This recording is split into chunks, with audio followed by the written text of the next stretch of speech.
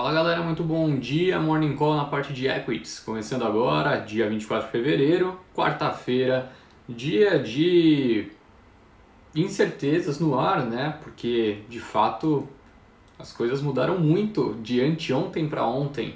Na verdade, desde a semana passada a gente não tem uma sequência, né, de sessões que a gente possa atribuir um movimento lógico.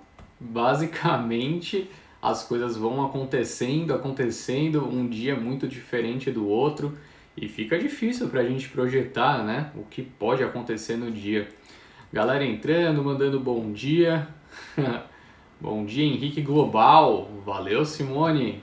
Espero que eu tenha ficado bonito ontem na TV, apesar da máscara cobrindo meu rosto.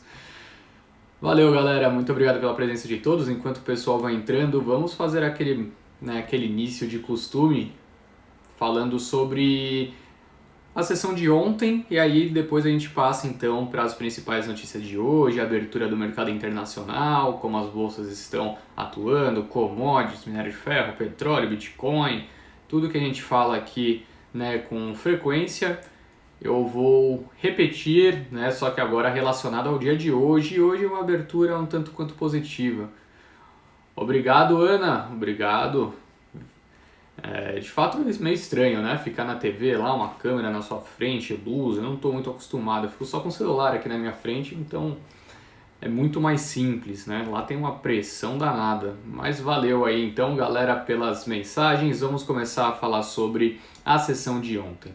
Bom, o Ibovespa fechou, né, a sessão de ontem em alta de 2.559 pontos e 76, basicamente 2.560 pontos, né? Foi um dia misto na Europa, um pouco mais fraco nos Estados Unidos, né, com preocupação quanto à alta dos yields dos treasuries norte-americanos, e isso reflexo, né, da preocupação quanto a uma possível elevação nos preços na região, a inflação tomando conta e por consequência, né, a expectativa de que o Fed teria que elevar a taxa de juros antes, né, ali de setembro de 2023, quando é a perspectiva, né, de fazer esse reajuste. Então isso continuou fazendo preço, até porque se você analisar, né, por exemplo, a Nasdaq, a bolsa de tecnologia norte-americana, está tendo performances fracas ao longo dos últimos dias à medida que os yields também se elevam. Desculpa, pessoal, chutei o tripé aqui sem querer. E a expectativa, né, é que quando você tem uma elevação nos juros, as empresas que mais dependem, né, do growth, de crescimento, se prejudiquem inicialmente, ainda mais com um período de reabertura. As companhias mais digitais, né, fazem um movimento inverso do que foi do início da pandemia, onde as companhias digitais mais se beneficiaram, né? Então, naturalmente, a Nasdaq tem sofrido mais com essa perspectiva. Jerome Powell deu declarações ontem mantendo o seu viés dovish, né? Ou seja, dizendo que apesar dos movimentos de curto prazo, a situação econômica não é simples e eles vão continuar mantendo, né, utilizando os instrumentos monetários para estimular a economia, por mais que os senadores estivessem apertando o Powell, os senadores não estão satisfeitos com essa política adotada pelo Fed.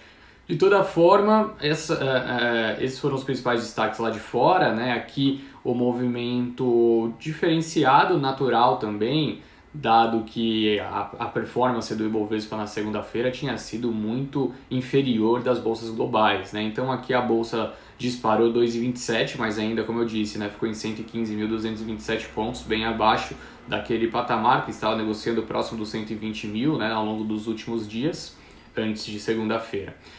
O impulso veio através das performances das empresas estatais, à medida que o noticiário ficou mais leve, né, com o envio da MP da privatização da Eletrobras para o Congresso, e a perspectiva de que Bolsonaro não irá intervir na política de preços da Petrobras, né, que a interferência realizada por Bolsonaro se restringiria apenas à mudança na presidência da Petrobras, e ele começa então a sinalizar diversas pautas liberais ao longo do último dia para mostrar ao mercado, né, que apesar dele ter estendido o braço aos caminhoneiros, demonstrando, né, que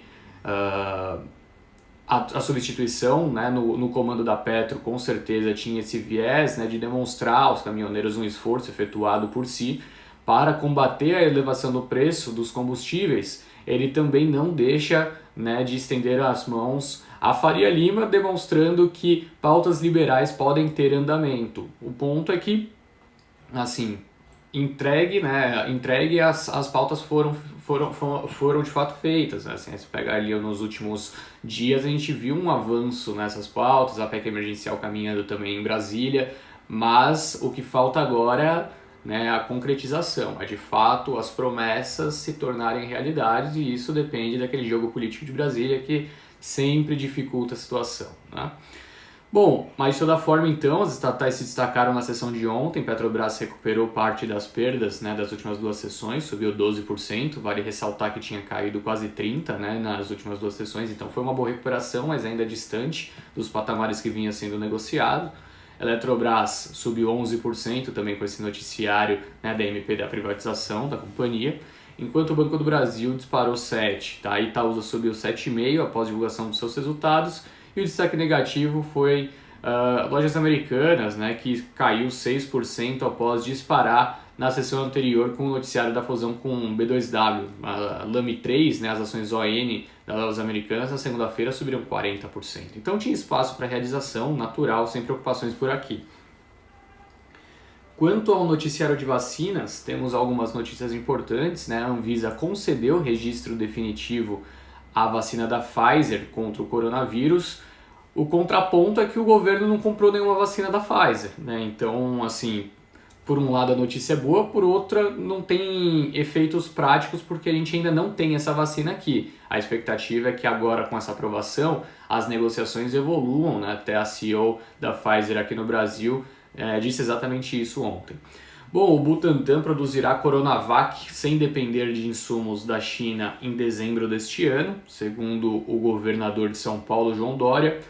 Está distante, mas uma notícia positiva, né? Mas vai ter impacto só no longo prazo também, não é algo que vai impactar agora. Bom, o Butantan retomou o envio da Coronavac ao Ministério da Saúde e deve entregar 5.600.000 doses até semana que vem. Aí sim uma notícia positiva com efeitos práticos de imediato, tá? Bom, vamos falar agora então sobre a abertura da sessão de hoje no mercado internacional. É uma manhã positiva que se desenha na Europa, tá? Após o PIB alemão surpreender para cima, obviamente, né? Tinha expectativa que o PIB sairia em 0,1, veio 0,3, e você observar as bolsas europeias em alta, mas a DAX, né, a bolsa alemã, subindo mais do que seus pares. Já os índices futuros norte-americanos operam em leves altas nessa manhã, enquanto o destaque negativo ficou para as bolsas asiáticas, né, que caíram forte, reflexo das preocupações quanto aos temores de aperto monetário na China. Então, por um lado, é curioso isso, é algo para a gente observar no longo prazo, tá? Estados Unidos segue mantendo sua política expansionista, né, a sua política monetária expansionista, Jerome Powell dizendo que isso não vai mudar, pelo menos até 2000, né, a expectativa é que possa haver uma elevação na taxa de juros só em 2023, só que por outro lado a China se antecipa a esse movimento e começa a se preocupar. A China, né, que foi há pouco tempo atrás grande debate de discussão ali em meio à trade war, por conta da desvalorização, né, da sua moeda, começa a fazer um movimento oposto dos Estados Unidos, e isso me chama muito a atenção. Já começa a observar que algumas questões, né, alguns setores podem, né, estar obtendo uma inflação excessiva e começa então a apertar sua política monetária e as bolsas começam a reagir negativamente. No longo prazo, né, e assim, se pensar em 2025, 2026, que é mais ou menos, né, aquela data onde provavelmente a economia chinesa se tornará mais relevante que a economia norte-americana, pode ser que a gente veja ao mesmo tempo um reflexo dessas medidas de políticas monetárias efetuadas agora. Então a China já controlada e de repente uma inflação não excessiva, mas uma inflação já, né, um pouco acima do que era observada no passado nos Estados Unidos. Na Europa também começou a haver reação na inflação, pela primeira vez a inflação apareceu desde o início da pandemia, né, até um mês atrás a gente só via dados, né, de recessão, ou seja, inflação negativa. Então é algo para a gente manter no radar, mas de toda forma as bolsas asiáticas começam a refletir um movimento negativo por conta dessa contenção, tá? O Bitcoin se recupera parcialmente das fortes perdas recentes, né, ao longo dessa semana e dispara 6% na sessão de hoje, já volta a ser negociado, né, acima do patamar de 50 mil dólares a cripto. Já no lado das commodities, o petróleo segue em alta, sobe 0,9 nessa manhã, o Brent, né, atingindo o patamar de 65 dólares o barril, um patamar bem expressivo. Quem diria, né, que em tão pouco tempo a gente veria o petróleo já voltando a esse patamar de preço. Enquanto o minério de ferro caiu 0,2 em Qingdao, tá? Então ali no porto de Qingdao, na China, o minério de ferro recuou para o patamar de 172 dólares 70 cents, caindo 0,2, nada que seja preocupante também nesse momento, tá? Bom, vamos falar então sobre notícias corporativas. A gente tem bastante coisa, né, natural depois de tudo que aconteceu nos últimos dias. Bom, para começar, uma notícia que eu achei super interessante, né? A gente está acompanhando uma elevação muito expressiva nos preços tanto do aço quanto do minério de ferro, né? Natural, uma coisa puxa a outra. E aqui no Brasil, essas elevações têm sido tão expressivas que o noticiário, segundo ainda, é de que os preços do aço no Brasil estão próximos de incentivar a importação. Então, de fato, está havendo um aquecimento muito grande do setor aqui, a ponto de talvez seja necessário já realizar importações para conter, né, a demanda excessiva. Já o Conselho da VEG aprovou proposta de desdobramento de ações, que será levada aos acionistas no dia 27 de abril. A proposta é que cada ação ON seja desdobrada em duas, sem alteração do seu capital social, tá? Então, se você tem uma VEG, sei lá, normalmente está sendo negociada agora próximo do patamar de R$84, então você terá duas VEGs, duas ações da VEG, e obviamente o preço será dividido por dois, né? Então, em vez de você ter uma VEG a R$84, você terá duas VEGs a 42. É um movimento que as empresas fazem, né, quando o patamar de preço começa a ficar um pouco elevado, para facilitar que investidores possam comprar um lote padrão, né, de 100 unidades, porque senão fica um pouco caro, né? Se você quer comprar um lote padrão de VEG, você teria que gastar R$ 8.400, acaba desincentivando às vezes, né, fazer esse tipo de aquisição. Enfim, em termos de fundamento não muda nada para a empresa, tá? Mas tem alguns estudos que dizem que, de fato, esses desdobramentos fazem sentido e também melhora a liquidez, né? Incentiva a um crescimento da liquidez dos papéis. O Conselho da Petrobras autorizou convocação de assembleia para a destituição de Castelo Branco, né? Isso daqui aconteceu ontem à noite e era natural, acho que as expectativas ao longo do dia era que de fato isso fosse ocorrer, tá? Infelizmente eu não consegui, né? Eu não sei se até já saiu o resultado de Petro. Até quando eu estava falando aqui, né, no início do call ainda não tinha saído. Com certeza nós vamos escrever um relatório sobre, então fiquem atentos. A gente vai mandar o link dos relatórios lá no grupo do Telegram, tá? Então assim que a gente escrever, vocês já vão ter o acesso.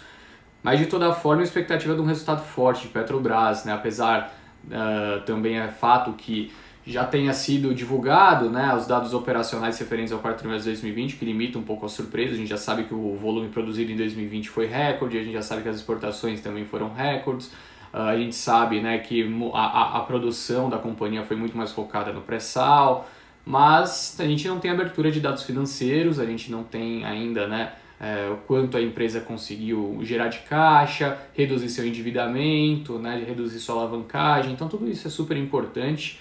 E de toda forma, vale ressaltar, né, que a Petrobras, o Castelo Branco até disse que tentaria utilizar desses resultados da Petrobras no quarto trimestre de 2020 para se manter no cargo, então a expectativa é que seja um resultado forte. Bom, a Aeris, a companhia, né, que produz pás eólicas, que fez a IPO no fim do ano passado, firmou o contrato com a Siemens Gamesa com um valor de 3 bilhões de reais para o fornecimento de pás eólicas até meados de 2025. Pelos termos de contrato, a empresa fornecerá a Siemens pás eólicas com capacidade equivalente a 3,8 gigawatts de potência. Já a CCR informou que a diretoria da ANTT, Agência Nacional de Transporte, aprovou um termo aditivo no contrato de concessão entre o órgão regulador e a Nova Dutra, referente à rodovia Presidente Dutra, né, a BR-116 Rio-São Paulo. O prorrogando, né, por um período adicional então, de 12 meses até o dia 28 de fevereiro de 2022.